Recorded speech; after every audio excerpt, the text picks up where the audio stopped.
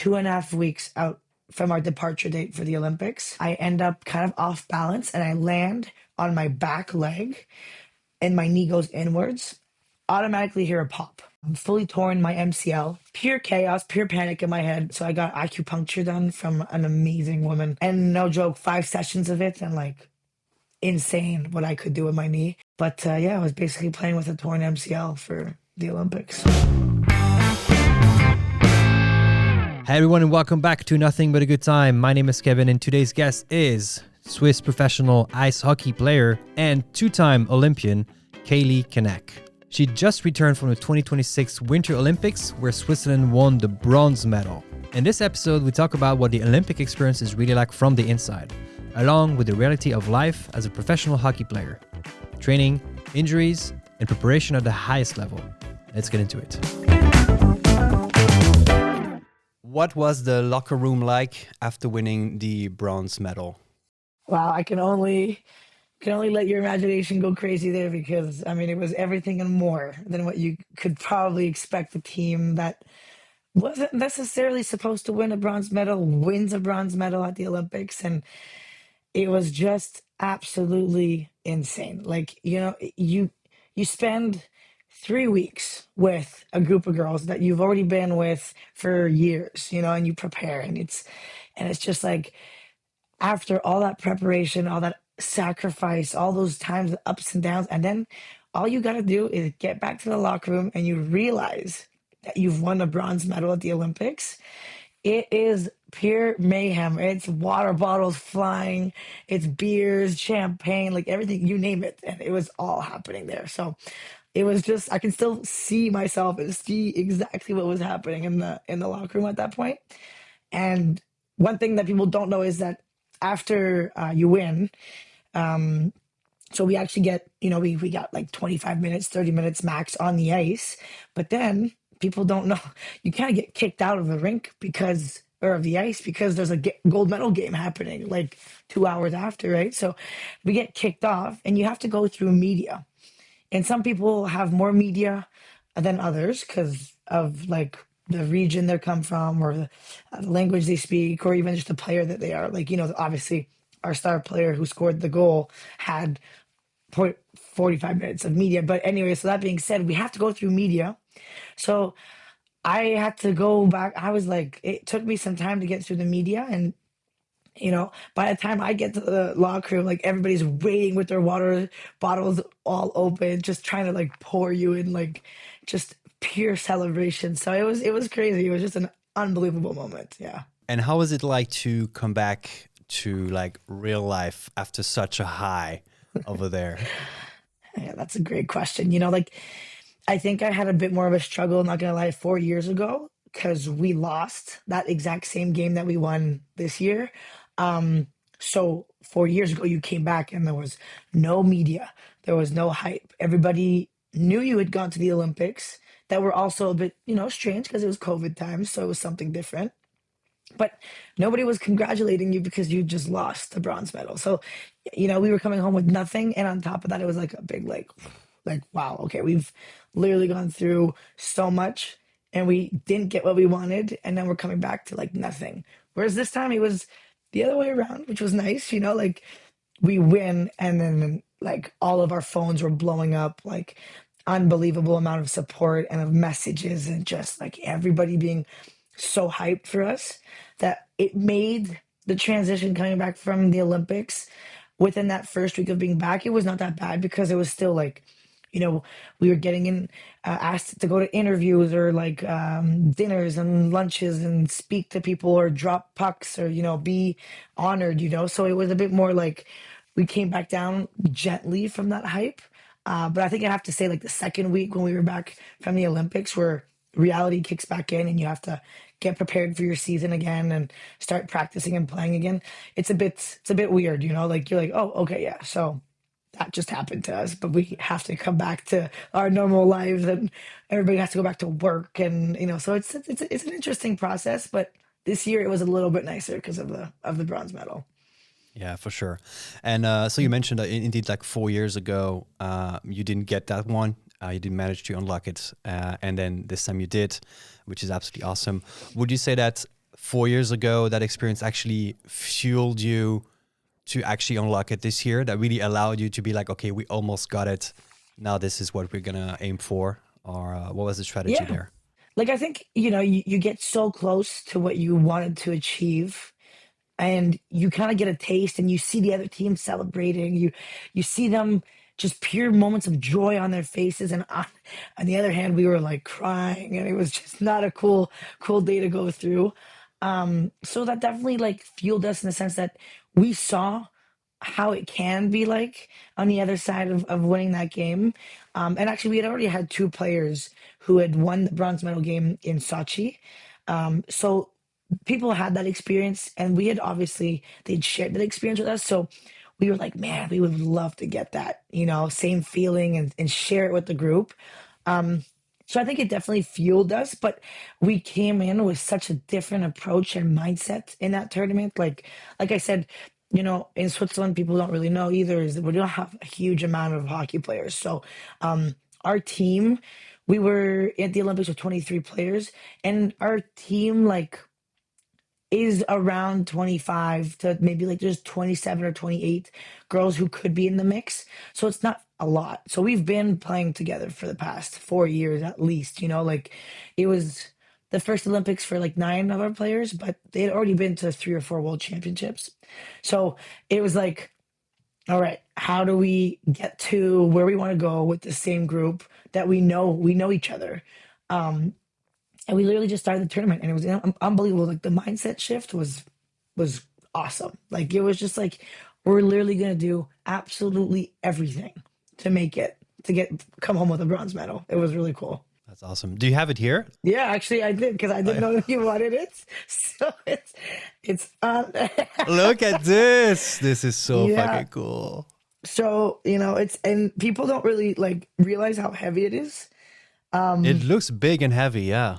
Yeah, so it's got a personalization. It's like ice hockey women's tournament on the back, Milano Cortina 2026, and then it's like written like the number of like this is a Wow. 25th Olympic Winter Games. So it's crazy. No, it's quite something. And actually, fun fact about this is that it is true that like the lanyards. I don't. People were on social medias were like showing their medals that were broken, and it actually apparently it's like a safety hazard. They had to have the lanyards detach themselves if ever like like a they didn't want anybody suffocating with Okay. it. So so actually my mom had to so because mine didn't completely break off, but it started breaking off a little bit because after when we got it, obviously we were celebrating and jumping a little bit too high up and down, onto the music. So the stitches were coming out, so my mom had to do a little bit of working her magic on that. So Who would imagine that they put a safety feature in the metal lanyards? So- it's like who would, I'm like, okay. Anyways, as long as they didn't break completely, we're fine. they So probably know that the yeah, athletes are going crazy afterwards, like you just said, celebrating and then hugging and jumping and dancing. So they were like, yeah, yeah, we, yeah. we have to think about this somehow, protect them. I'm like, that's just crazy though, like, and apparently some athletes, I think it was like a figure skater. Hers literally it didn't even last a day, and I don't know what she did with it, but I don't know if she was the one jumping around like crazy, but that video I think went viral because it's just like she had the lanyard and then the medal on her side, and she's like, yeah, they won them having Olympic medal, and I was like, oh, so now I'm very happy my mom could sew it back. Luckily, the important piece is like the actual, I guess, medal. Exactly. So yeah, Yeah, yeah, good.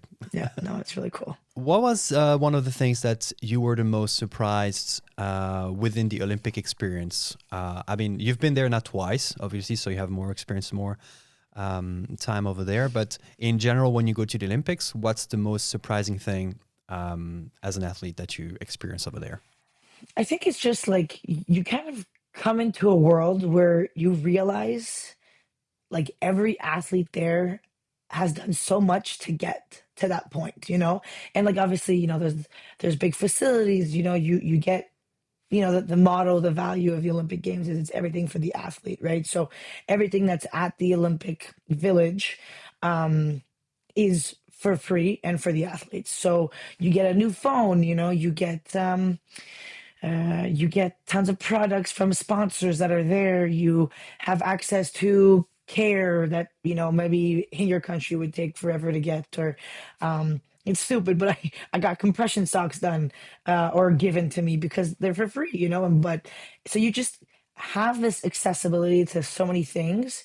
But the cool part is like, everybody's in there with their like their own like clothes from their delegation, and you kind of just hits you at some point. For everybody it's a bit different, but it's like, man, that person did whatever I did and more, or just as many sacrifices, and like so much work is put into that really cool event where we get to be shown and portrayed on TV and on a huge stage. But like, it comes down to so much like detail and like so many small things that have to align, or that have to work out, and that you have to do day in and day out for 4 years to get there and more. Some people work for 4 years and then they don't make it, so it's just crazy. I think it's a really cool part about it. It's like everybody kind of realizes at some point during the Olympic Games, when you're at the Olympic Village, like, hey, like I've made it and this is so cool. So yeah, I think that's kind of like the experience that I've taken away from it. Obviously, like I said, there's like all the souvenirs and all the gifts and all that, but that at one point just gets kind of stowed in your room and you kind of forget about it afterwards. But I think it's really the concept of like all these different athletes from all around the world have done so much for their sport and their country, and they're here right now. So that was a really big, cool moment. Was it a dream for you to go to the Olympics? Was it something you had in mind for like a long time, or? Yeah, it's a good question actually, because it's kind of like, I started off playing soccer and I was a really like all around athlete. Like I was soccer, tennis, anything racket or on the water. I was in there, but soccer was huge when I was growing up, obviously in Switzerland, and it was kind of more like the women's sport to do. Like if, hockey wasn't necessarily in that much. I mean, soccer wasn't either, like, let's be honest, but, with my friends, I was kind of part of the boys, and that's how I started my athletic career. I can maybe picture it that way, but it was never like, oh, Olympics, because soccer wasn't necessarily, you'd think World Cup, you'd think more like maybe Swiss national team, but Olympics, not really. And then when I transitioned to hockey, I was about 13, 14 years old, so a little bit later, and it never really seemed like it was something that was available to me, like I think once again I played with the boys, so I didn't really have that access to the women's side. But then after a year, I got introduced into the national team, the U15s. And then that was like, oh, that's a national team experience. But even then, I think I was just too young and I was just enjoying it. Like I was just having fun in my sport and not really thinking too far down the road, like, oh, maybe Olympics. But I think it hit me when I think it was, yeah, the Sochi Olympics, when one of my best friends, who Lena Mueller, who's on the team still, she went to those Olympics and she came back home with the bronze medal, and I was like, oh damn, okay, so this is attainable and this is kind of cool, so I think it was not until a little bit later on, like 16, 17 years old, that I was like, oh, the Olympics is something that I can like actually maybe realistically attain at some point. And then I kind of flipped a switch of like, oh, okay, this is really cool, like let's keep on going, so yeah. Are you getting the Olympic tattoo now? Oh, I already have it. You have it. Oh, yeah. okay.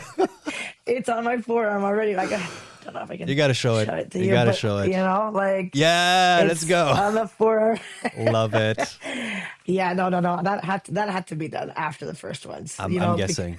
Yeah. Even my mom was like, "Okay, I get it." So. The mom's approved, then it's okay. Then it's okay. I had to ask because my last episode was with my tattoo artist, and so yeah, obviously he's covered, and one of the classic, not that he does that, but one of the classic thing that you see from Olympians is the tattoo, right? So I was wondering. I knew you had some, but I didn't see that you had this one. So yeah, classic. Yeah. Oh no, that was the first thing I have to say after the last Olympics. I was like, okay, like, let's get it. I already have a few tattoos, and I was like, I have to add this one to my collection. But I remember going to that tattoo artist and telling her, okay, I want the Olympic rings. Whoa, she panicked. She was like, oh, this is so much pressure, like I can't mess this up, because if I get and like, I didn't know. I mean, obviously you just think Olympic rings, but the rings are actually tough to do, like to stay really clear and like precise in the rings. She was panicking. She's like, I can't fuck this up because if I do, it's somebody's Olympics and I was like, don't worry, you got this. I love that she told you that because that makes you stress about it too. You're like, Yeah. what the fuck? Are you going to mess this up or not? I was like, oh, don't look, don't look, don't look. Oh, but you have already a Yeah. couple, right? Of tattoos I saw Yeah. Yeah. I got my forearm here pretty much covered. nice. Got a couple on the back of my triceps, a couple on my ankles as well. Not huge, like not huge pieces like you, but more like kind of not patchwork, but sort of, yeah. So, Yeah. and I think there's more ideas coming with it, after this Olympics too, something to do with Milan or, the bronze medal in some way, at some point, probably, but I just gotta give it a little bit more thought. Things will come with time. Yeah, yeah. Yeah, exactly. Yeah. Oh, yeah. Maybe another Olympics, maybe a gold medal. Yeah, I don't know. I think maybe as a player, it might have been my last Olympics. So, Yeah. I mean, two is pretty good. Yep. No, definitely too. I'm very happy with that. Yeah. Like I said, some people can't even make it to one, so just going to two has just been an absolute blessing. So it's really cool. Are you actually a full-time player? So this year I was able to manage my finances, my scheduling, and all that to be kind of a full time. So not have to work beside. But the reality of it is that nobody really like. I'd say 90% of our team in the national team works 100 or like 80 to 100% or goes to school 100%. So we're a few of us that were able to manage our schedules this year to kind of alleviate the stress for the Olympics and kind of prepare. But that's not the reality at all. So, I'm finding a job soon and it'll be right back to normal life. And that's, it's crazy too, is like, we were able to get a bronze medal, but most people don't know we're not professional. Like we don't play in professional leagues. Well, we have, the PWHL is the new North American League, which is professional, and we have two players that are overseas there, a couple players that are at college, so that's a bit more of a professional setting.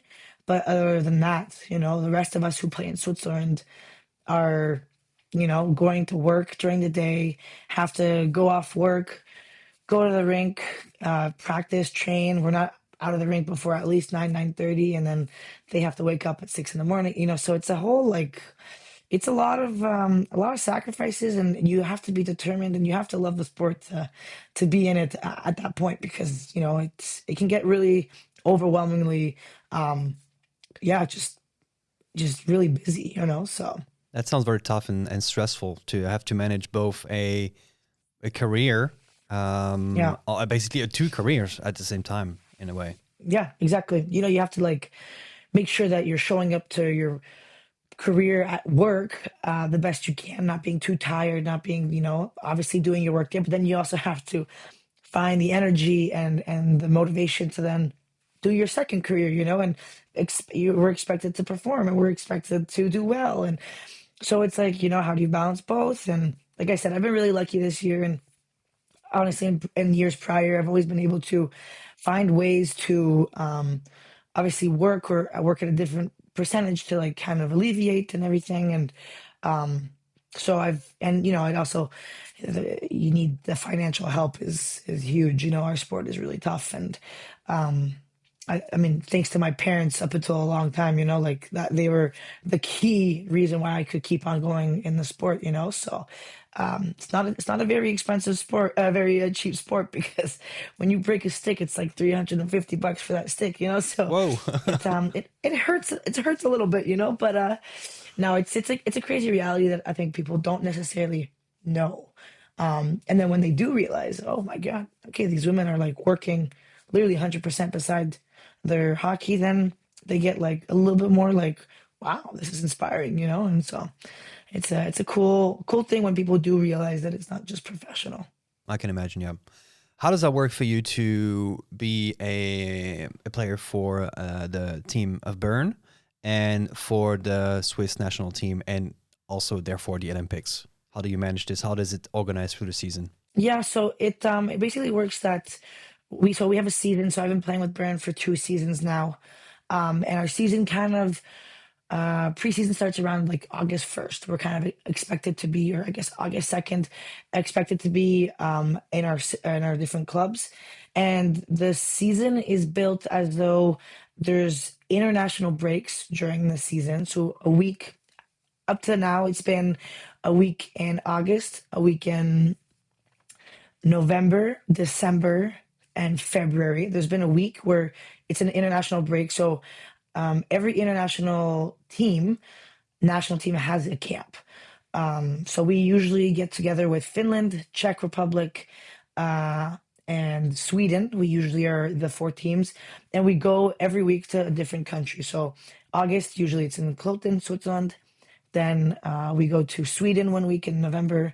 I think it's been Finland in December, and then February it's been the Czech Republic. So your club team pauses. There's no games. You don't miss any games. Obviously, the people who don't get selected for national teams still have practices and so on, but you're kind of relieved of your club duties and you go to the national team for a week and then you come back to your club team. So it's everything's like really like the federation obviously has to work with the league to and the international committee to plan that. And then there's usually world championships in April, start of April.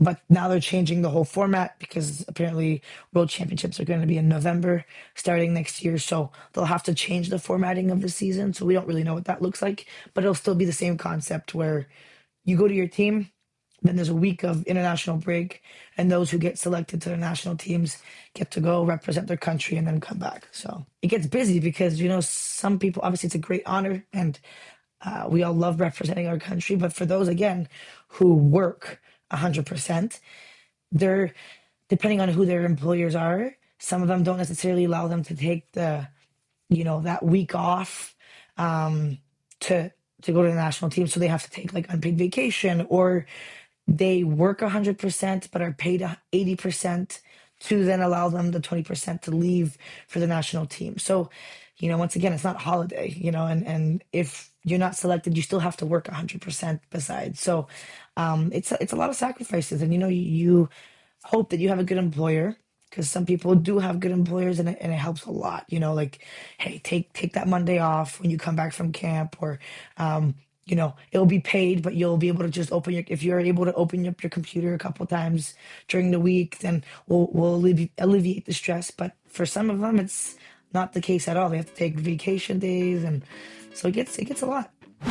Hi guys, I want to take a quick break now to thank you for tuning in today to this episode with Kaleigh Quennec. She's absolutely amazing, and you are too for watching or listening.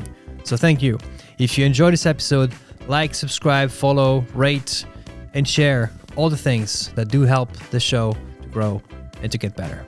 I appreciate you. Let's get back to it.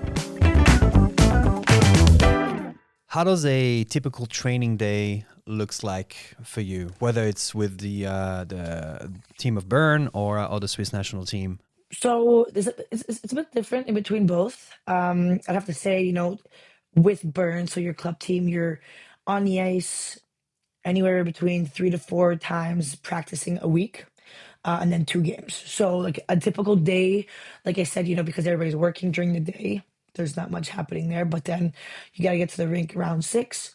Then we have an hour of off ice, so in the gym or depending on what we have to do, speed work or whatever. And then we have an hour and 15 minutes on the ice. So that's kind of the regular kind of setting.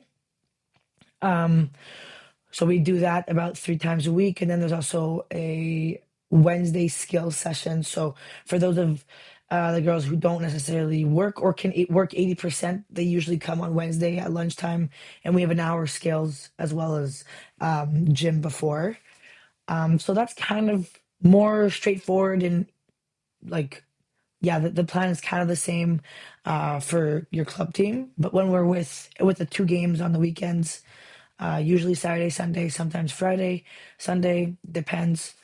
And then with the national team, that's something different. Like when we're with the national team, usually we'll have like 2 practices a day. So that's a bit more of it. Like you wake up, you go get breakfast, you get to the rink, you have maybe 45 minutes off ice strength or whatever, or quick mobility before practice. have a practice about an hour 15, an hour 30, stretch, cool down, go eat, go back to the hotel, hang out for an hour or two, and then have to come back and basically do it all over again. So get warmed up, go to the practice, stretch, cool down, and then have dinner and then go to bed. So it's quite intense, when we're at the national team. And I'm not saying it's like that every day, but that's kind of a typical day when we'll have, especially like the first few days of camp, is to try and get everybody back in the swing of things together because we all play different in different teams. So we all get regrouped, recentered, and then you got to crank out a little bit more work at the start of the week. And then you have probably 3 games in 4 days. So it's tough. What kind of physical training do you do in the gym? It really depends on what phase you're in of the season. Obviously, if you're on the off season, which let's say our season finishes March, end of March, so we'll usually get like 3 weeks, a good 3 weeks off, and then maybe by the time end of April rolls around, you're kind of already getting back into small things. So, you have probably 4 phases during the summer or the off season, which looks like anaerobic, aerobic, like a lot of volume or maybe a lot of weight. Then our sport is really based on speed as well. So, the track sessions or speed sessions, jumps, mobility as well is huge for us because our hips are crucial for our game. So it depends what season or which phase of the season you're in. But usually, you get all your grunt work done during the off season so that you get to August 2nd and you're basically at your peak. And then you just try and maintain that through, I guess August is still the off season. So we still develop a lot of strength there, but most of the work is done. And then it's more like speed and explosiveness. And then it's just maintaining everything that you've built over the summer throughout the season and obviously getting a little bit better in different areas or you can't necessarily lift as heavy during the full week if you're in season, so it's adapting a bit. So we have people who take care of that for us, and we are kind of just guided through what we need to do. So yeah. So being myself in the kind of like fitness CrossFit field, not as an athlete or anything like this, but not comparable. But obviously, I'm interested in like also what kind of like lift or exercises you do in the gym, like barbell Yeah. movements or um like. we work often, we work in like you kind of have a 4 sets or like 4 different blocks, and then like one block will be 3 sets of a more strength orientated. So let's say we love a good heavy squat, box squat, and then boom, you need to transition to something explosive. So then we'll do like one that I really do love is more like you go 4 to 6 reps of heavy box squat, and then you transition quick to 3 reps of a very explosive box jump or a drop from a box to a jump or a broad jump. So really something more strength and volume and weight orientated to build your strength, but then we need that explosiveness on the side as well. So a lot of squatting, a lot of lunging, single leg stuff for us is also big because you're constantly pushing on one leg, bringing back. So glute bridges is huge as well. Yeah, like obviously our upper body too, benching and pull-ups, and it's all about being explosive no matter what you do because you're still like using your upper body to shoot, to move people, to body check. Now we can body check as well in women's hockey, so that's always fun. Core. So it's a really all-around sport. You can't necessarily not do as much of something because it's less important because every aspect of the game is touches some different exercise. So yeah, like a lot of rotation, like med ball rotation slams against the wall or the floor. Kettlebell swings, huge again, explosiveness in your hips. Glute bridges, like I said, a lot of power pressing or TRX things for your core. So yeah, it's an all round, and I love it because it allows. I'm somebody who obviously I'm a nature of habit, so I do like the same programming, but same time, when you do like 4 weeks of the same exercises on the Monday, you're like, okay, like shoot me now. Like I need something a little bit different. So it's cool that we can touch on a lot of different exercises for the same muscle group, you know? So yeah, it's we play around with it, and obviously, everybody has their different like off ice coach. You can obviously go through your club team, but then some people work with, you know, private people at their where they live. And so everything's a bit different, but it comes up to the same thing, you know, like speed sessions, the grunt work, the strength work is always, you know, the squats, the deadlifts, I love hand cleans. That's something that we also do. Again, it's all about the explosiveness off of the floor, and, you know, really making sure that you have that boom, that explosiveness in your hips, and you bring it and you get under the bar, and yeah, a lot of these different things, you know, as in CrossFit, I love CrossFit. And I did a little bit of it in the off season a couple years ago, and I had the time of my life because again, it's like tons of different exercises bunched in, and you can literally get your work done in an hour and then be out of there, you know. So I love that CrossFit stuff too. I'll come visit one day, watch a match, and then hopefully we can do a CrossFit workout together. That'd be fun. Exactly. So I'll bring you Cool. on the ice, Yeah. and then I'll make a fool of you, but then after you make a fool of me in the Well, I'm CrossFit not workout. sure. I think you're gonna make a fool of me twice, so we'll see. We'll see. But that's interesting. You're invited whenever you want. That'd Cool. be fun. Appreciate that. I'll definitely look into That'd doing be this. fun. Yeah. Do you still have time for other sports or other activities outside all of this? Because that sounds like a very, very busy schedule. I think in season, I have to say it is a bit tough. When you do have an off day, you kind of just want to relax, or go for a walk, grab coffee instead of like maybe playing paddle or tennis or whatever. But definitely in the off season, it's huge for me. I don't just focus on one sport. Never have been that one sport athlete. I'm very all round general athlete. So I love to go play tennis. I love to run, swimming, anything with a racket. I'm pretty good at, and I love to play. You know, it's also about the social component. I think at the end of the day too, you know, you want to be out there with your friends, and I love to go play soccer again. Like all these different things that you don't necessarily have the time to do during your season, that I don't let back when I'm in off season, you know, go for a bike ride, or obviously it's a bit tough because sometimes or most times it's like you play a different sport, and you say it's for fun, but you end up, or at least personally, I end up thinking, oh my God, okay, I gotta get a workout out of this, you know? Like I can't just go for a random hike with my mother and just be like, yeah, let's chill, you know? No, it's like we're power walking up this mountain, you know, like because I'm like, I gotta get workout in, you know? So I think that's also, you know, might be a difference when I do stop my career as a player. Maybe I'll be able to let go of that pressure that I put on myself to like get a workout in every single time I do a sport. But otherwise, I have a lot of fun, you know, obviously touching on a lot of different things. So This mentality, that's probably what also allows you to perform at such a high level as well. yeah, yeah, it's like that. You just have that constant mindset of to get better. You know, I'm doing this to get better. You know, and then sometimes it's great and it's all positive because, like you said, that's determination and how to get to an elite level. But sometimes, and I also tell like my younger teammates, you know, like make sure you find that balance to just take a step back and maybe just do something, you know, go play tennis because you just want to go play tennis, you know, and have fun.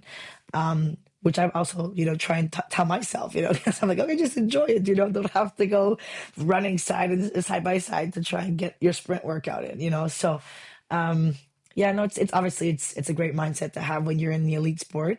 Sometimes I wish I could turn it off a little bit more, but I'm also, you know, I'm also very happy with how it is, and yeah, I guess so. During the season, you can't necessarily have much time. You don't really have much time to go and, you know, ski or go and play tennis because you're, you know, either working or playing hockey. And then if it's an off day, then you're probably enjoying your off day, you know. Yeah. Or doing a podcast. Or doing a podcast. Exactly.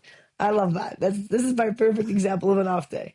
Coffee, podcast, Great. chill. So yeah. Are you not afraid to like enjoy yourself during your off time playing some other sports? Honestly, no. Like I've never been that injured mentality of like, oh, I don't want to do that. And it's actually ironic enough because this season I have had the most injuries I've had in my whole life. The biggest thing that I had done, I guess, broke my wrist when I was like 14. All right, shit happens. It was okay. Um, but this season, and it's interesting because we talked about this with a mental coach of ours from the national team. During the whole summer, I was like so focused on not getting injured. I was like, don't get injured. This is a big year. This is the Olympics. Blah, blah, blah. And it was like a don't get injured. So like all I heard in my head, my unconscious was injured. First camp of the national team. So like I said, we have a camp in August. Show up, motivated. I'm prepared. Like I done a pretty good off season, feeling great, buzzing to be around with the girls and stuff like that. Step on the ice. It was the first. I'm not even kidding. Huh? It was the first practice. We had only been in Colton for not even an hour. First exercise. I'm first. Once again, like it could not have happened in the most earlier time. I make that first pass, I pivot, and then my ankle stays put in the ice, twist my ankle badly, and I end up tearing the ligament, like the syndesmosis ligament in my ankle, half tore, another one behind.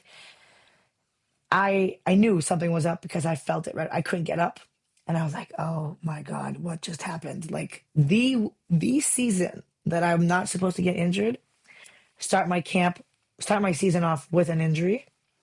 So it was an interesting like mindset moment of like we talked about it with my mental coach at the national team, and he's like, "What happened?" And I'm like, "I don't know, but I was so afraid of getting injured." He's like, "What have you been telling yourself, for the whole summer?" And he goes, and I was like, "Oh, just don't get injured. It's a big year. Don't get injured." And then he's like, well, "Don't you think that it kind of like happened for a reason?" And I was like, "Dang, that's true." And then unfortunately, so I got back. It took me 7 weeks to get back playing, which 7 weeks in our season was still a significant amount. Like it's a good 7, 8 games that I missed. And then you get up and then you get back, and it takes a bit of time, and to get back into the groove of things. And we were having an up and down season in Burns, so it's always a bit complicated. But I was able to make it back healthy in time for the next national team camp in November, which I went to, and everything went fine. Um, and then had Christmas, everything was good. And then, no joke, 2.5 weeks out from our departure date for the Olympics, playing a game, all good, feeling great. Like I'm back in the move. Like I've not been injured. I've been playing well. Our season's been kind of been in a better track. No joke. I get I get a little check, but nothing huge, like really nothing huge. And I end up kind of off balance and I land on my back leg and my knee goes inwards. Automatically hear a pop. And I'm like, oh no. And I immediately collapsed to the floor because it was so painful. And I was like, damn, this is not good. 2 days later, go and get an MRI done. Fully torn my MCL. So that's like the inner ligament of your knee, like fully off the bone. Like there's nothing holding it back anymore. And I'm like, oh my God, I am 2.5 weeks out of the Olympics. How is this going to work? Pure chaos, pure panic in my head, overwhelming thoughts, everything. Get like a brace done. And then actually, I believe in like, alternative medicines and stuff like that too. And so I got acupuncture done from an amazing woman that is in Chambézy right beside our house. And she's just insane. Like she did this, like she went to China and studied with actual like masters of acupuncture. And I was like, I was like, Lucy, you need to help me because she had helped me with my ankle. And no joke, 5 sessions of it and like insane what I could do with my knee. And then I was able to go to the Olympics and the rest is I played with a brace for the Olympics just as precaution. Obviously I was still not 100%. But yeah, I was basically playing with a torn MCL for the Olympics. So it was just like, so am I afraid of getting injured? I wasn't at all during tennis and soccer, whatever. But then boom, it's what happened the most during my sport this season. So it's been a bit ups and downs for sure. You jinxed it with thinking about Legit, it. Yeah, yeah, legit. yeah. That's also what happened in my last year. I Oh, was you got just injured? I got injured a lot, but also I feel like I can relate to what you said in a way that I was always thinking, don't get injured, because you get a small injury and it's on your head, and you're like, Hmm. okay, I have this competition coming up. I have this workout I want to do. I want to go there and do that.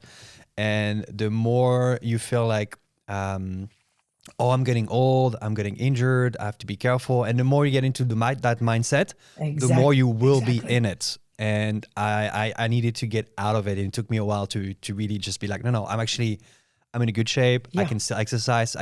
I'll put some, some good physical exactly. activities. So, and now I'm in a better place, but I felt exactly the same way. It's crazy. Like your mind is so powerful to, I mean, you got to believe it. You know, some people don't necessarily believe in that. But when I kind of realized after my first injury this season, I was like, dang, I've really not been talking positively to myself.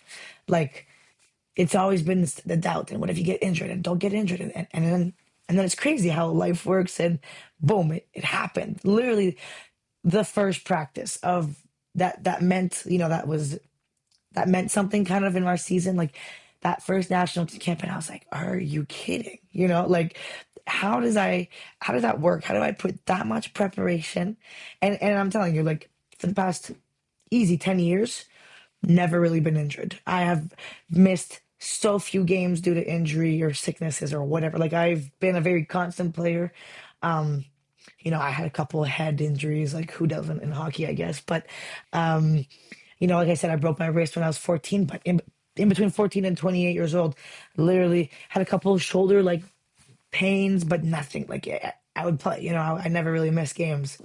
And here you all of a sudden in the biggest year of your life potentially that I put that pressure on me, I was like, dang, I got injured twice. Like, what am I doing? And freak accidents. Like it could have happened to anybody, or it could have the same things could have happened, and I could have just maybe landed differently, and we would have not had an injury at all. But it's interesting how life kind of throws you stuff, and you kind of have to deal with it. And it's so cliche to say, but I think ultimately that's how I was even more prepared for the Olympics and like my mindset. Even if I got injured 2.5 weeks before it, I had to talk to myself in such a calm and positive way, despite the panic and the anxiety of maybe not being able to go to the Olympics after that much work. So it was definitely a learning point and a turning point too, I guess, in my career, because it taught me even at 28 years old and even after 10 plus years of playing hockey, it taught me then and there that hey, like you do have to talk positively about yourself and good things will happen. And on the other hand, it might not happen to you if you talk negatively to yourself. So it was an interesting moment for sure. Yeah, things will manifest. Whatever you think you have in your mind, it's what your mind is focusing on, and therefore your body will also sort of follow. So, yeah, Yeah. to me, it makes sense as well. Yeah, yeah. You mentioned a mental coach as well. How walk me through that? How does this work, and what do they like teach you and train you for? So yeah, like I mean, I think at one point, everybody gets to the same kind of point physically or same level physically, or you at least know what to do to get to that. And it's very tangible stuff. Like, you got to eat well, you got to sleep well, you got to, do your strength and conditioning, you got to all that. But then I think a huge part that isn't talked about necessarily, or that is still, it's getting a lot more importance, but it's the whole mental side of things. So our national team coach, actually our mental coach. So he was a former hockey player in the Swiss league, pretty high up there, like a great player. And he went through one heck of a personal story as well. Like a lot of things happened in his personal life, hockey life, that brought him to this point. And he was so relatable, in a lot of different aspects. And he was like a resource for us to be able to not only have a mental coach, but to have somebody to talk to. Like I think that's huge. He was so open and he was so kind and gentle and, like I said, relatable, that you felt so easily, or we almost all felt super easy to go and talk to him about anything, like a small problem to a big problem. And he's just there to open up ideas and give us tools about how to you know handle certain situations, the doubt, the comparison, the or just like the team chemistry. People, everybody's different. Sorry, everybody's different. So how do you learn to work with each other depending on everybody's different character? And um he just brought some really cool ideas to us about how to positively talk to yourself. Or one thing that I really enjoyed was he and we did this the whole Olympics. He had implemented like a after a game or after a practice, it was like a breathing techniques and kind of like a way to just kind of refocus on your body and stay in the present moment. So he would have all of us lie down in the locker room. So after our practice, during camps, it was after practices and games. And then the Olympics, it was just after the games. So we'd all lie down on the floor, feet up or whatever, get comfortable. And then he would talk to us, so eyes closed. And he would basically be like, okay, like be tense in your forearms. And like for 5 seconds, he'd count down, but you'd have to be really, really tense. And then you let it go. And then he'd be like, okay, same thing in your right leg. Tense it up for 5 seconds, and then he'd count down and let it go. So it was like a muscle contraction, and it's there's research done on this. And so you just focus on every kind of muscle group, your stomach, your shoulders, your neck, and then you just let it go. And then you take some big, deep breaths, and everything lasts for like 5 minutes tops. But then it's just kind of like no matter what happened during that day, that practice, that game, you just kind of recenter your thoughts and your mindset to how your body's feeling. Breathe in all the good stuff and breathe out all the bad stuff. So it's just like two, three things, that we took away from that experience. And again, we used it during the whole Olympics and we won a bronze medal. So I don't know if it's because of that, but it must have helped in some different aspects.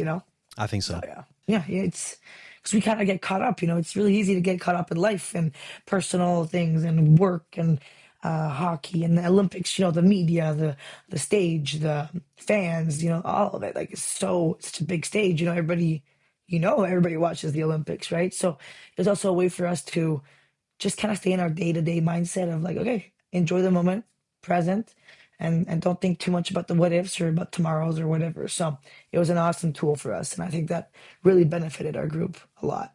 Talking about having a lot of eyes on you, how does that feel to have, yeah, to be at the center stage? I mean, playing for the Swiss national team, which is already an awesome thing, but then, yeah, in the Olympics, on TV, getting a medal. Mhm. How does that feel to be seen by so many people? I have to say it's really cool. It's a really cool platform to be on, and I think 4 years ago I took it a bit differently. I didn't really know how to, I didn't really know what was happening. But 4 years later, to be on that same stage, but even a bit more different context, like there's actually people in the stadium and people. It was a bit more of a hype, because the COVID Olympics kind of were a special one. But to realize that no matter where they are in the world, no matter how old they are, whatever gender, they're all watching you, and they're watching your game, they're watching how you interact. People are looking up to you. Like, it was really cool. Like, we all had our little Swiss jackets and whatever, and you went down into downtown Milan in front of the Duomo, but people recognize you because you have the Olympic gear on and you have your delegation's gear on. So, hey, can I take a picture of you? Like, what sport do you play? Blah, blah. So they get interested. There's a hype. It's excitement for everybody.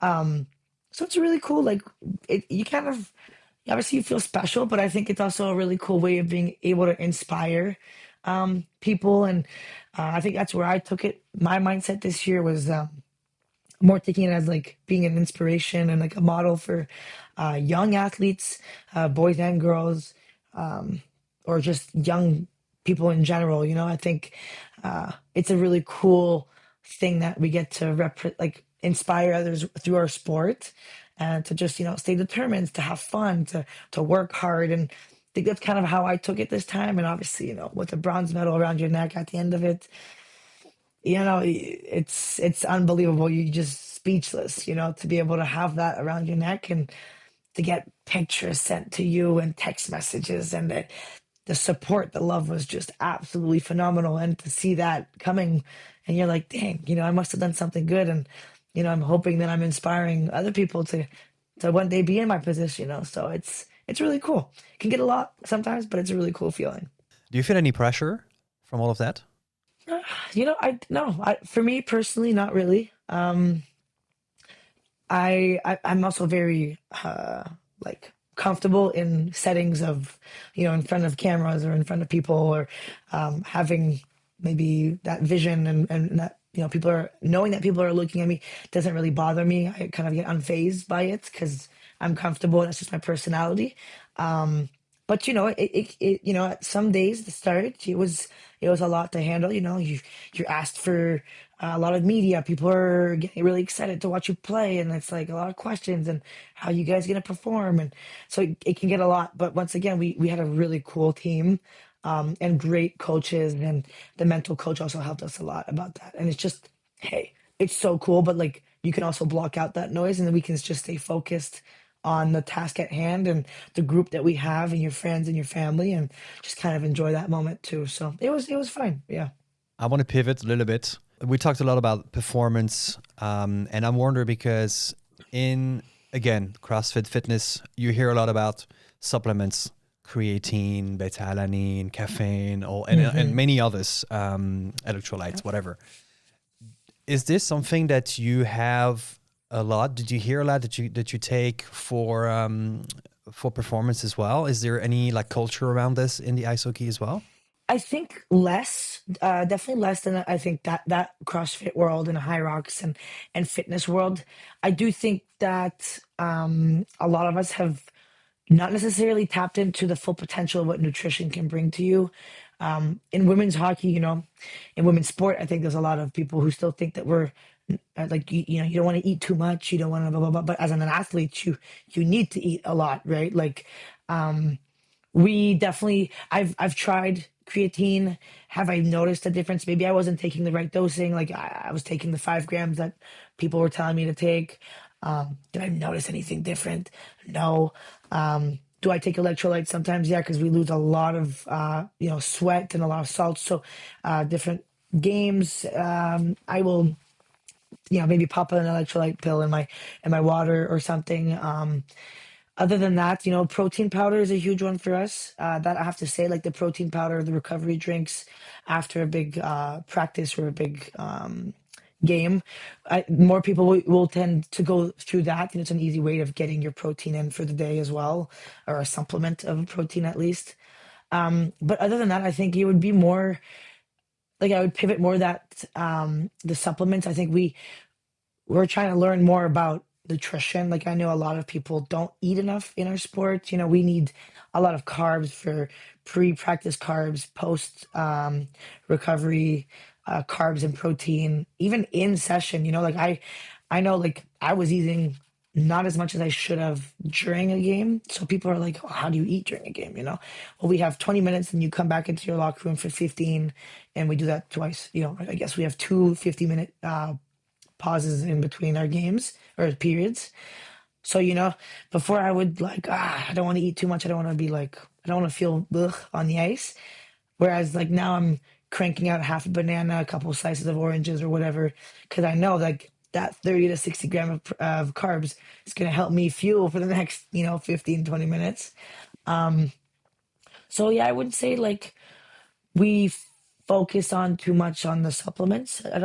In my club team, I don't think anybody takes creatine or beta-alanine or any kind of supplement except for maybe protein powder. And in the national team as well, I think it's really just focusing on our proteins and our carbs really intake. So yeah, it's a bit of a different culture. I think, yeah, I was about to say, I think the CrossFit people, and I put myself in it, I'm more like, oh, we can take this, we can take like knee sleeves and this, and then you put a helmet, and then you do, like it's definitely the culture. I would agree, yeah. Yeah. And you guys focus more Because on, do you take a lot of the stuff? I take creatine every day. Yeah. Yeah. Because apparently it has been proven to also get some cognitive benefits Yeah. as well. Yeah. I'm still as dumb as I am normally, so I don't know if I would notice actually anything. It has apparently also No. some kind of like caffeine-like effect, meaning in the morning it's waking you up a little bit Yeah. more or something like that. Again, double check what I'm saying because this is just me repeating Oh what yeah. I've heard a couple of times on different podcasts and No, I've online heard that medias. too. Yeah, for sure. Beta-alanine currently, yes, I do. I'm preparing to do a fitness race, so a high rocks type Okay. of a race, Yeah. and I don't know that I actually actively notice things because I would really need to compare a day with and without.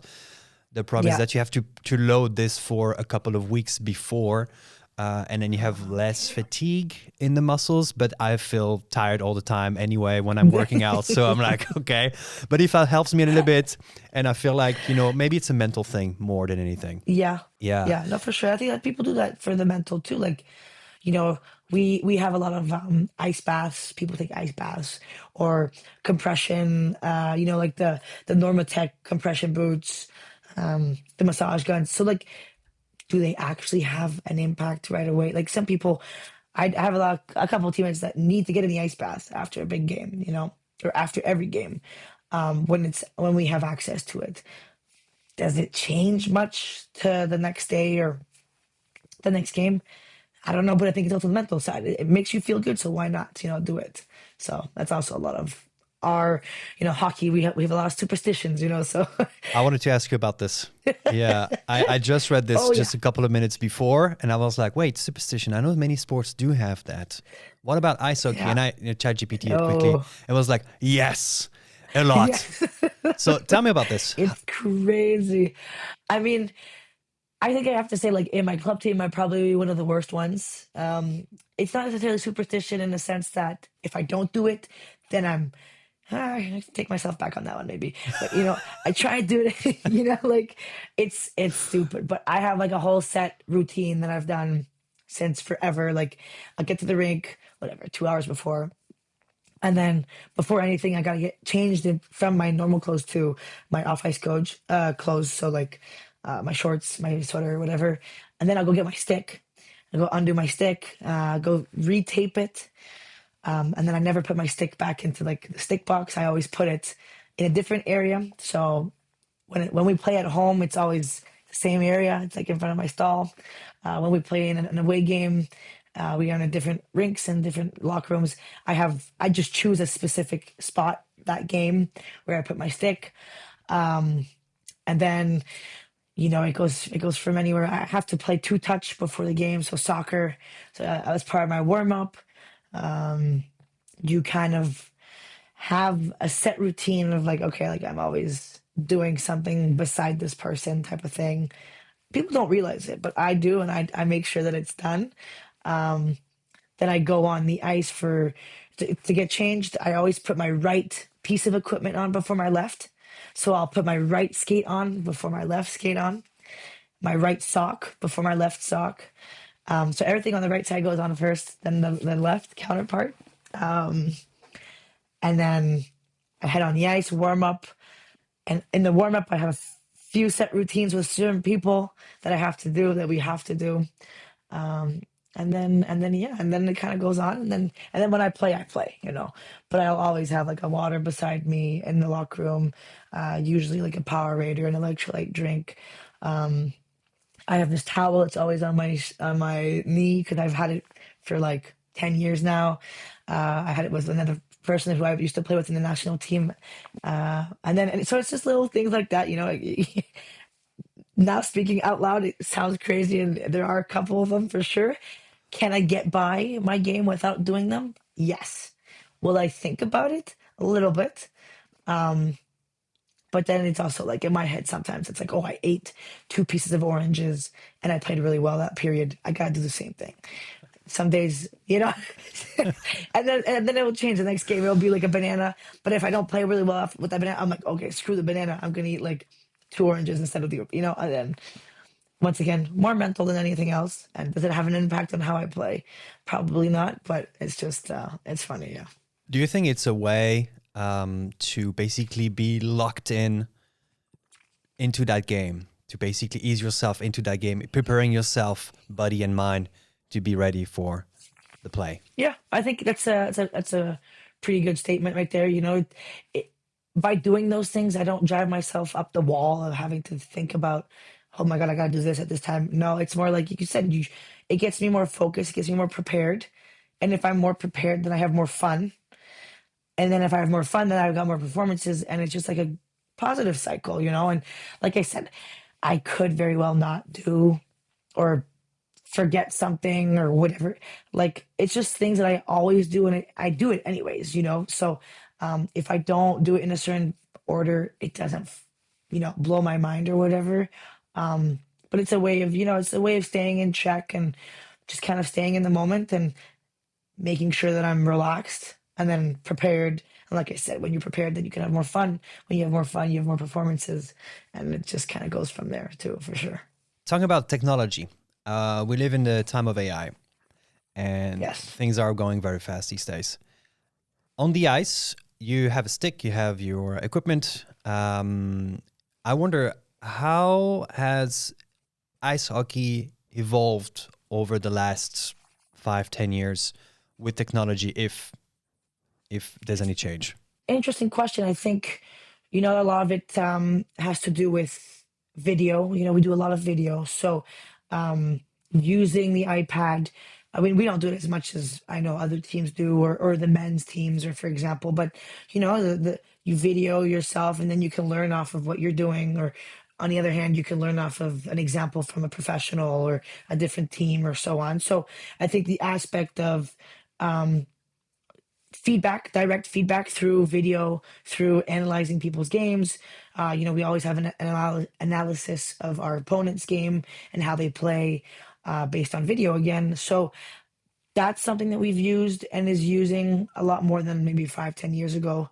And then I think in terms of data and metrics, I know we're still not huge on it, but we wear our polar straps and you can kind of see where your heart rate is at. And but what I tell you that I don't know, does it make a difference in how I feel or how we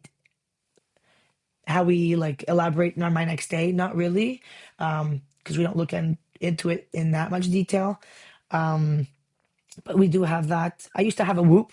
Actually, my membership just expired. It's not very AI, but it's still like technology based. Like I had my Whoop, but you know, once again, it's like in our sport, if I wake up with a 30% recovery score, and I would theoretically maybe benefit from a day off or an active recovery. I can't go to my coach and see like, hey, coach, I'm not coming to practice today, like because my whoop said so. So it's like obviously I know what's good for my body, what's not, how many hours of sleep I can get and how that will help me. I know that if I drink alcohol one night, then it's going to impact my sleep score. It's going to impact my recovery. So I think, as for us as hockey players, we're still in the phase of maybe it's more like video. The AI component hasn't necessarily changed much to our sport. But there's definitely more and more data coming out of it. Like, the professional teams, they really are hard on like the heart rates and zones and seeing how their teams are and how their players are performing and feeling. So we're not there yet, but I know the men's side do it a lot more. Yeah, I wanted to know about the wearables, and so yeah, it's Yeah. interesting that yeah, the Whoop, the heart rate band. Do you feel like, especially linked with superstitions?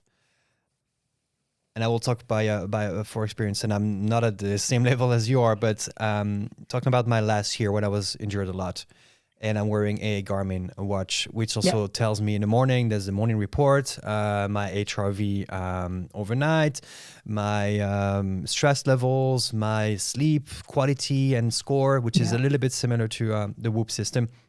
Um, and I would wake up a lot in the morning with shitty sleep scores, or the HRV, which when you don't really know what it is, which most people don't really Mm. know, and I would say myself, Yeah. I'm still struggling to really fully understand what it actually means. Yeah. And then you wake up to that and you're like, okay, you have poor sleep, or and maybe you feel good, but your watch is telling you you Hmm. slept poorly. Your HRV is unbalanced, so it's not supposed to be Hmm. there. It's too high or too low. Usually it's too low. Your stress level is too high. And then bridging back to having something set in your mind, which is going to tell Oh yeah. how you feel. I had to stop. I had to stop those things because I would be dictated by my watch how I would feel that day. Exactly. Is this the same for you? And how do you then deal with the data to not let it basically, yeah, Yeah. Like ruin your day ruin or your yeah. day? Yeah.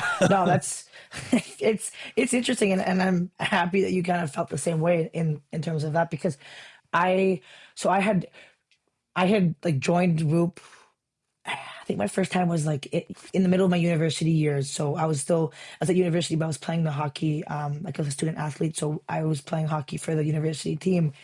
And actually, my partner at the time had one too, and that was horrible. I would compare everything. I would wake up and I'd be like, oh, I'm 54% recovered. How about you? And then it'd be like, oh, I'm 75. And I'm like, dang it. It's like, oh, what's your HRV? And then she would always have a higher one than me. And in turn, and again, that HRV would drive me crazy because I think I kind of understand it like you. I don't fully understand it, but I do know that you can't really compare it to anybody but yourself. But at the same time, the higher it is, the better it is. So it's kind of like in my mind, I was like, oh my God, why does mine never break 100? But yours, you could be feeling shitty and it would be 105. Like that doesn't make sense, you know? And then I'd be like, but I feel like I'm fitter than you. Anyways, so it would, that first time, oh Lord, I was like, this is horrible. And, like actually the worst part was the sleep. I'm a great sleeper. Like I am lucky enough I could sleep on the floor tonight, and I could literally sleep through my whole night. I could sleep in a different hotel. I have no problem in sleeping. Falling asleep, waking up, no problem. But with the Whoop, the first time I had it would be like, you got to get to bed before 9:58, otherwise you're not going to get 100% sleep. So I would like, it would be ridiculous. Like I'd be like, I got to get my stuff done because I got to be in bed tucked in at 9:50, because if I don't get before 9:58, then I'm not going to get 100% sleep. And then it would go in your head where you'd be in bed. But because you're like, okay, I hope I'm falling asleep before 9. I hope and then it would just like, and then by the time you know it, it's 10:30 and you haven't fallen asleep because you're in your head about it. So yeah, all that to come to, at the start, it was super tough. And then as long as my membership kind of went on, that first time I was like, yeah, I wasn't really enjoying the process of having it. So then I stopped. And then 18 months ago, I took it again because I was like, okay, interesting. Like I'm going to see for the Olympic year, even though, you know what, I could have gone through this year without the Whoop, to be honest with you. It's great. I mean, I think that it's unbelievable what the data, how much data you can get from just that simple, band, and I think it's really positive for a lot of people, and it can really help, people kind of structure their life and maybe find a balance in what they want to do, and a positive balance, hopefully, because obviously you don't want to go too extreme. But I think for me, at the end of the day, it was, hey, I think this 18 months, I knew at the start it was a bit of a struggle, but then I knew like, okay, if I feel great, but my score doesn't show great, screw it. Like I still feel great. And then sometimes I would feel like, oh, I thought I felt like shit, but then on my score it'd be like, oh, you're 85% recovered, and I'm like, what? Like that doesn't make sense. So I kind of learned to dissociate myself and kind of take the data that I wanted from it, like my resting heart rate or my respiratory. That was always something interesting for me. Like it felt like I was always pretty high during my sleep and so on. And then you could see, like, if you got 8.5 hours, it'd actually be more beneficial for me than 9 hours of sleep sometimes. And to kind of see a bit, but I wouldn't overanalyze it. It was more just kind of like how's my data kind of looking like. But like I said, my membership has expired, I think even yesterday or 2 days ago.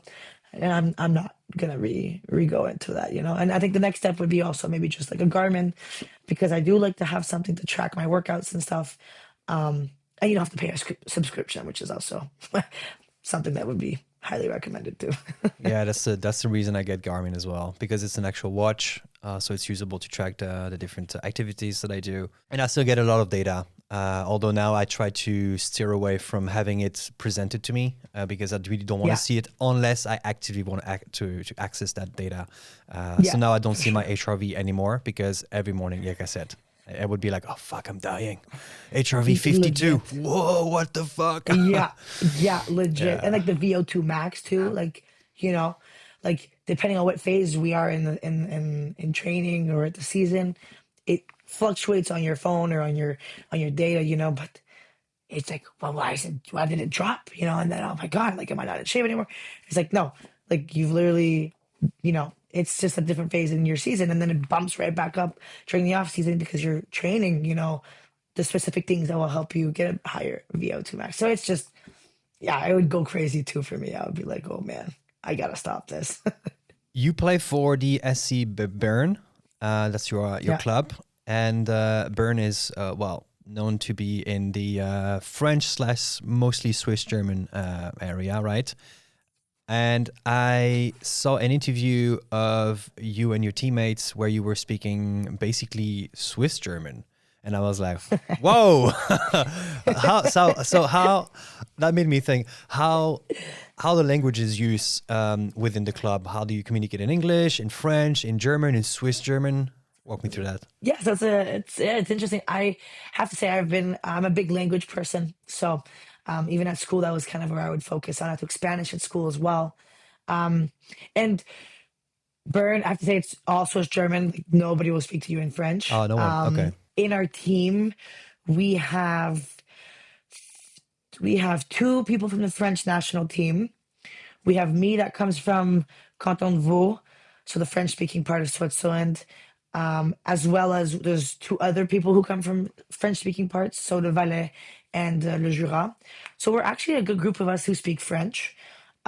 We have one Finnish player who understands French, but English mostly. So our coach will actually speak to us in English because that's the language that everybody will understand. All of our Swiss German players pretty much all speak English to a good level and can either understand it basically perfectly or speak it as well. So that helps obviously our team chemistry.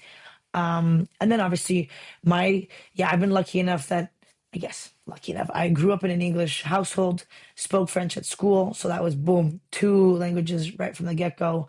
And then my German obviously at school, but I guess you could probably also, you know, be, like you can also say that maybe your German at school wasn't very important at that moment. And most of my friends that are in this region don't speak German at all anymore because they don't care about it. But I knew I always needed to tap into it a little bit more and be more focused at school because I would go back to the national team. And in my younger years, it was a lot more German. And if you don't understand German, then you have to be at camp for a week, week and a half, 2 weeks, and you don't understand most of it. It gets quite long. So, yeah, my German's pretty good, and now even more Swiss German because I've been in Bern for a couple of years. The national team, everybody speaks Swiss German in their own dialects. So, yeah, I'm pretty proud to say that I'm pretty trilingual, I have to say, and I understand basically everything in Swiss German. And speaking it, I can speak very well. I think there's just a bit of a confidence question as well. You know what you want to say, but you can't quite say it. And but I think for the most part, my teammates understand me pretty well. Like a German with a little twist. Exactly, a little international spin to it. Yeah. Yeah, yeah. The part where you said about our school German really hits hard because my girlfriend is German and we speak in English. So that Yeah. really says a lot about So school that's German. it. That's it. I mean, how do you expect we would never like actually have a conversation with the teachers? Like, or at least for us, it was, yeah, we speak German during the German class, but then, it was only about like grammatic and vocabulary, and then we did our tests, and then that's it. And then you would never really have a conversation about real life events or whatever, and that's why like my German I have it a lot thanks to the national team because I would have to talk, I would have to speak, and whether that would be making tons of grammatical errors, my teammates would not care because they still understand what I was saying, and that's still the case now. I know that it's tough, that's a really tough language, when you have to verb that has to go at the end and so on and so forth, and you're like, my God, like the der, die, das, and like I don't know, like it's still to this day I could tell you all the precise grammatic, but people understand me, and that's the most important. And you try and you try and you learn, and then sometimes they laugh at me, and that's okay because I can take it, so You're doing it. That's what matters the most. You're trying. exactly. Yeah. Yeah. What do you do in your days off when you're not in the mindset of hockey? To relax, to chill. What do you like to do? I love coffee. I love a good coffee. So for me, it will look like, hanging out with my friends, going for a walk in the city, grabbing a coffee, grabbing lunch, whatever it might be, just kind of hanging out. Obviously, nice weather makes it a lot nicer. And past couple of weeks, we've been having fantastic weather in Bern. So, yeah, I love being able to just walk into town, grab a coffee, enjoy the sun. I have a really easy time kind of dissociating myself from the hockey. So it doesn't take me much. Obviously, I love being with my family too. So I come down whenever I have like this weekend, we have an off weekend. So Bern to Capé, where I live, is really not that far away. So I just take the train. I'm down and I get to see my friends from here, just kind of do the easy life stuff with my family. And yeah, I'm really not a complicated person. I just like to, watch a good movie or, go into town with my family or with my mom or with my friends, grab a good coffee and just enjoy it. Are you a coffee nerd? So I wish I was more of a craft. I'm getting there. Like my dream is to be able to buy myself a really nice coffee machine, like kind of bulge on that, like kind of go hard with it'll be an expensive one, but it'll be hopefully one that will last. And I really want to get a deeper sense of like how to really like make a good espresso shot, like grind my beans and what beans to buy. And so like have a little scale and all the little bits and bobs. I don't have it yet, but that's kind of my little lifetime goal of mine is to have my little coffee set. So I'm not a nerd quite yet, but I'm trying to learn, how to pour the right espresso shot, like how to froth your milk correctly and so on. So yeah.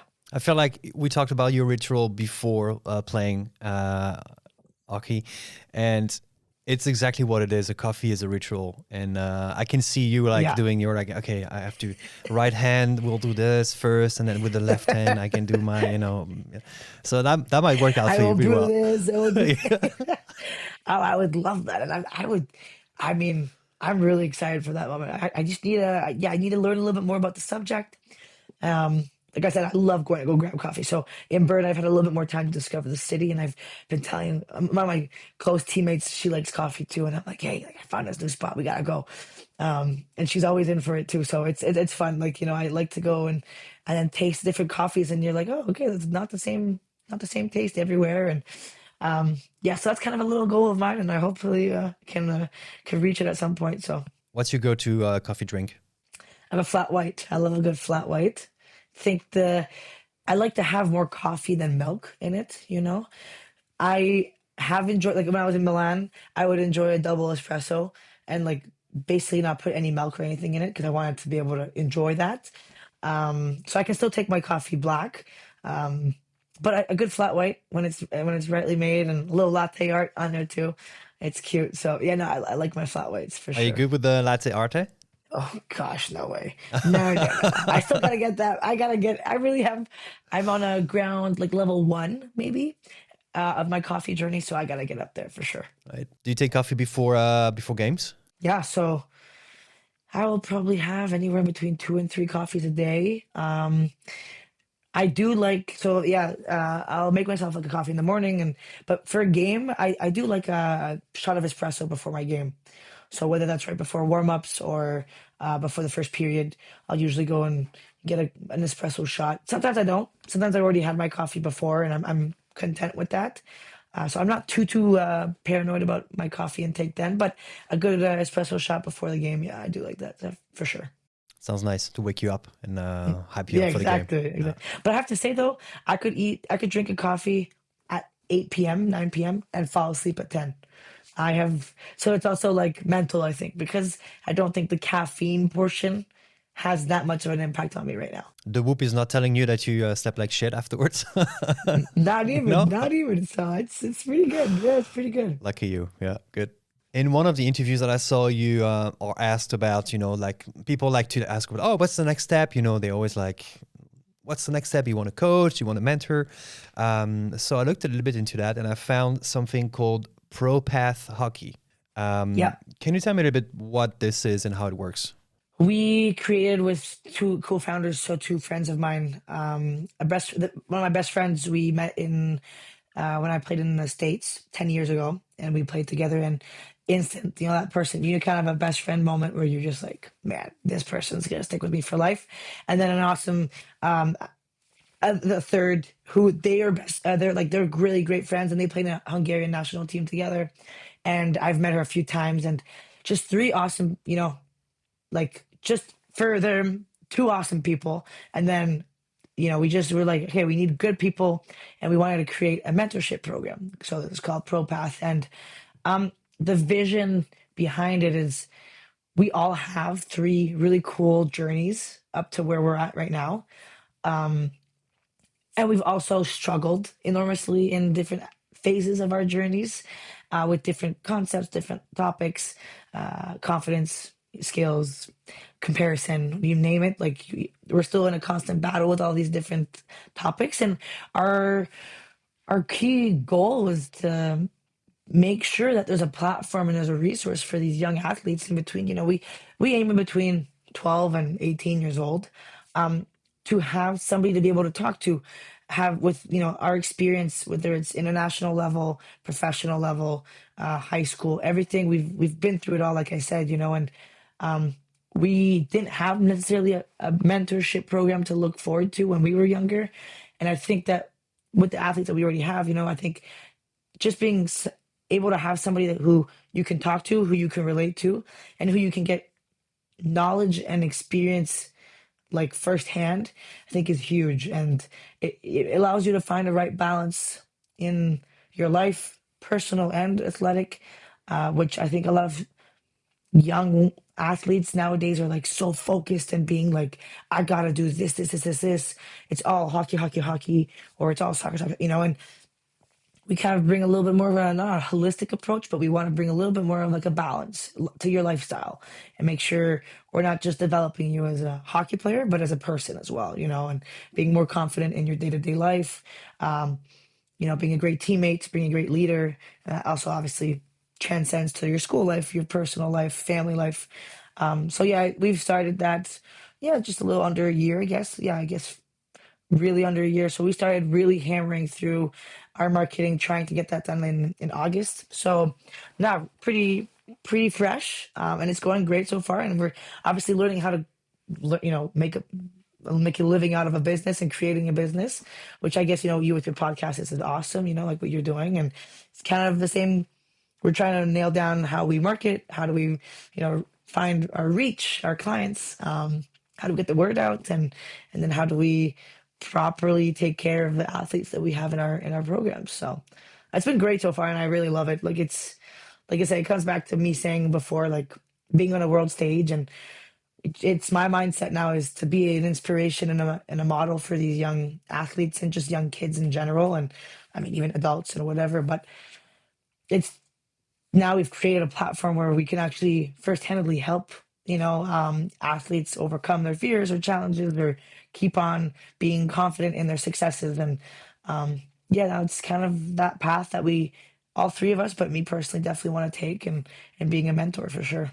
That's really awesome to be able to share so much experience and yeah, coach, mentor younger athletes, and that's really nice. Yeah. And if you can make it a viable business as well in the long term, it's like a big win, like double win. So Yeah. yeah. Yeah, we're still getting there. Still early stages, but that's definitely our One thing at a time. It's it takes some time to build up. Yeah, for sure. Yeah. appreciate it. Yeah, it's really cool. Do you have any goals? Because now you've attended the Olympics twice. You're playing for the national team. You're playing for the club team. What's next? Do you have any goals? Do you have any objectives that you're trying to achieve after that? I think that's ultimately the big question, in an athlete's career too. I mean, I'm not done playing yet. I know I have another year in me, maybe two of playing, but I think, yeah, it comes back to, my mentorship program, Pro Path, and the mindset change of being a player, but now being a model and inspiring young athletes. A goal of mine is to definitely get involved within the federation, the Swiss Federation at some point, Hockey Federation. I think we need, we have a bronze medal, but we need the right people to push for our sport and to really battle and just push for as many resources and the best environment possible for our sport, for women's hockey in Switzerland, for our league, to make it more professional, to make it possible to make maybe not yet a full living off of it, but at least to have most girls only work maybe let's say 50-60%, and to be able to then be semi-pros and so on. So goal of mine is to definitely get involved within the women's hockey field. Federation, it would be kind of cool, to be in the management or coaching is a huge part of what I want to do as well in life. So why not one day be the head coach of the Swiss national team? That would be an absolute dream of mine. Or to be involved in obviously I got to build my CV on the coaching scale, but start slow, maybe assistant coach, head coach at different clubs, and then it's also very important for me. Obviously, with the federation, you get a big reach, but also to stay a bit locally. And the French-speaking part of Switzerland is also something that is really dear to my heart. I think no matter what sport we play in the French-speaking part, we're always a little bit behind the Swiss Germans, and the Italians can probably say the same. The Swiss Italians, we're always a little step behind, or we're a little bit less represented in sports and teams and so on. So yeah, it'd be a goal of mine to be able to get women's hockey in Geneva, Vaud, Fribourg, and in those areas a little bit more up and coming, and inspire young athletes in our region to kind of keep on pushing, keep on working. That's really important for me. And so who knows, to get involved in the big team around here, Lausanne, Geneva, teams that want to push for women's hockey too. It's huge, and I think it's an exciting time for women's sport in general, because the right people are understanding that it's exciting to invest in women's sports. So to be a part of that movement for me would be huge. And I know for a fact, I know I'm going to be involved in it. Just a question of where, when, the timing and so on. But it's something that's so important to me, to be able to push women's sport in the whole world, essentially. It's some great movements happening, WNBA, the PWHL, the soccer leagues in North America. Everything's up and coming, so to try and kind of put women's hockey in Switzerland on the map would be a really cool thing for me to be able to be involved in. That's really awesome. Yeah, You're awesome.